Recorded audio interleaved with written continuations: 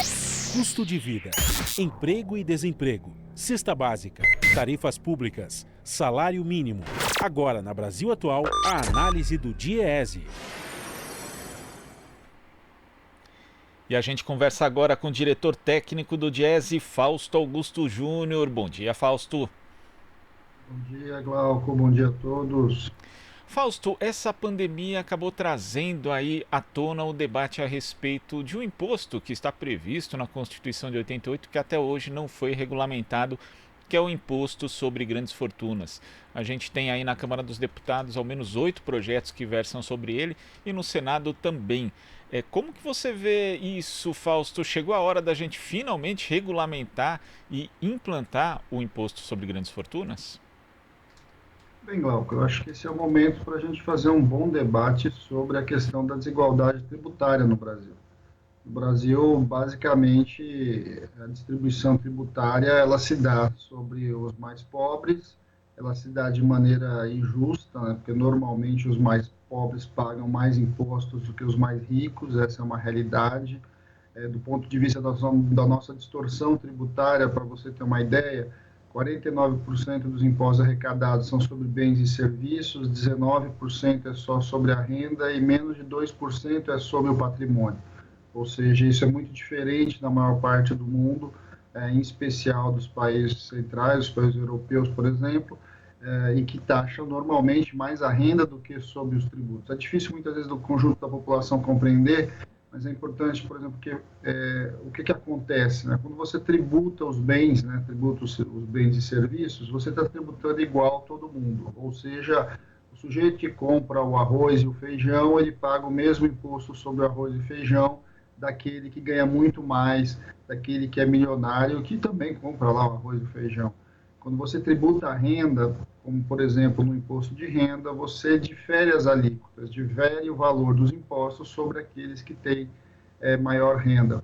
O debate sobre a tributação das grandes fortunas é algo já antigo no Brasil, como você mesmo lembra, mas sempre foi muito difícil você esse debate passar num país em que, historicamente, as grandes famílias, os grandes poderosos, eles também influenciam e também estão, de certo modo, tocando a grande política no país. Então, você raramente conseguiu trazer à baila essa discussão. Eu acho que esse é o momento que nos permitiria abrir pelo menos abrir o debate sobre essa frente. Há muita discussão sobre isso, em especial para a discussão sobre a própria manutenção de um projeto de renda básica de cidadania. Você teria que encontrar fontes de recurso para que isso pudesse se colocar. O imposto sobre grande fortuna aparece por ali. Agora, há muitas modalidades e há muitas questões, inclusive, a ser discutidas quando a gente pensa no imposto sobre grandes fortunas. A primeira delas é o que te considera grandes fortunas. Eu acho que tem que incidir de maneira mais clara, até para o conjunto da população saber do que nós estamos falando, porque o Brasil é um país muito injusto, né? O Brasil é um país que a gente precisa, de fato, pensar um pouquinho como é que se pensa. Em alguns projetos se fala-se em você incidir impostos sobre patrimônios acima de 50 milhões, outros projetos falam em você trabalhar em cima de patrimônios acima de 12 vezes o limite do imposto de renda, outros 50 salários mínimos, ou renda a partir de 50 salários mínimos. Então, a gente tem um conjunto diferente, inclusive, de propostas colocadas. Tem uma questão também objetiva, né? A gente precisa discutir também o tamanho desse imposto, qual vai ser a alíquota que vai incidir sobre isso, e se nós estamos falando sobre um imposto só sobre grandes fortunas, ou se nós estamos falando sobre um imposto sobre patrimônio, um imposto sobre herança. O Brasil é um país que, até do ponto de vista capitalista, ele é bem pouco estimulante, porque o que acontece, né? Mesmo em países como os Estados Unidos, a tributação sobre herança é uma tributação muito forte. E a tese da tributação sobre herança é que a geração seguinte precisa trabalhar, precisa investir, precisa aplicar o seu recurso para continuar sobrevivendo, para continuar o seu desenvolvimento. Aqui no Brasil, as heranças elas transitam, né? Então, essas grandes fortunas elas transitam de geração em geração, em que você não há, de fato, uma mudança geracional do ponto de vista daqueles que detêm o poder, daqueles que detêm o recurso financeiro. Então, uma tributação sobre herança é uma questão também colocada. A tributação sobre herança no Brasil, por exemplo, é um imposto municipal relativamente pouco aplicado, só sobre tramitação de bens. Então, a gente tem um espaço muito grande aqui no Brasil para discutir o que a gente está chamando aí de tributação sobre grandes fortunas, sobre grandes propriedades, sobre herança, porque eu acho que esse é um caminho interessante para a gente começar uma discussão sobre para onde vai e quem paga os impostos nesse país, Glauco. E tem outras possibilidades também, né, Fausto? A gente tem aí a questão da isenção, né, na tributação de lucros e dividendos distribuídos de pessoa jurídica para pessoa física, uma isenção que foi feita lá nos anos 90 e 95 pelo presidente Fernando Henrique Cardoso, e segundo o Nafisco, a gente poderia arrecadar 60 bilhões de reais caso acabasse essa isenção. E também, né, Fausto, com esse dinheiro poderia se pensar numa renda básica permanente. Então, eu acho que essa é uma discussão importante, Glauco, até para a gente diferenciar um pouco, né?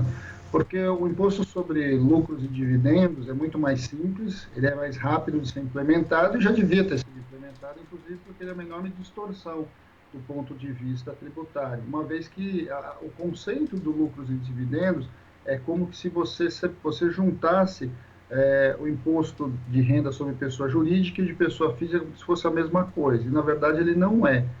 Uma coisa é a pessoa jurídica, é a empresa tem lá a sua lógica de tributação, o seu ganho, e você tem a pessoa física, daquele qual lá tem um dono que retira o lucro que ele retira, o dividendo, ele nada mais é do que o salário desse investidor. O Brasil optou por não incidir imposto sobre lucros e dividendos. Isso é tão absurdo que os trabalhadores que recebem participação nos lucros, ou seja, uma participação do mesmo lucro, eles pagam imposto de renda sobre isso. E aí não é considerado dupla tributação, mas o patrão que retira o lucro não é cobrado imposto para não se considerar dupla tributação, ou seja, numa visão tributária que confunde o que é pessoa jurídica de pessoa física. Então, a gente tem vários elementos de discussão tributária para deixar a tributação mais justa. É possível, sim. É necessário que a gente abra esse debate. Agora, mais só do que abrir o debate, Glauco, nós temos que implementar. Eu acho que nós estamos no meio de uma discussão que precisa ser feita. Nós precisamos garantir, sim, pelo menos, nem que seja de maneira temporária, até para que a gente possa financiar os programas para o enfrentamento da pandemia e, a partir disso, ampliar a nossa discussão, ampliar as formas, inclusive, de como o imposto desse seria arrecadado. Até porque a outra alternativa que o Paulo Guedes tem falado tanto é o retorno da CPMF. A CPMF, de novo, é um recurso ruim, é um dinheiro que vem a partir de um imposto que incide sobre o conjunto da sociedade e ele também não discrimina nem ricos nem pobres, uma vez que a alíquota acaba sendo a mesma para todo mundo.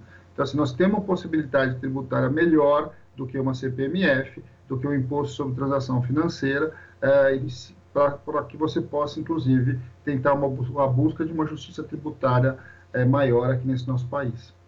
Algumas possibilidades simples, como você lembra, né, Fausto, no caso aí da isenção dos lucros e dividendos. Sim, Fausto, muito obrigado pela sua participação e até amanhã. Até a próxima, Glauco. Bom dia a todos. Bom dia. Conversamos aqui com o diretor técnico do DIEESE, Fausto Augusto Júnior. Você está ouvindo Jornal Brasil Atual. As notícias que os outros não dão.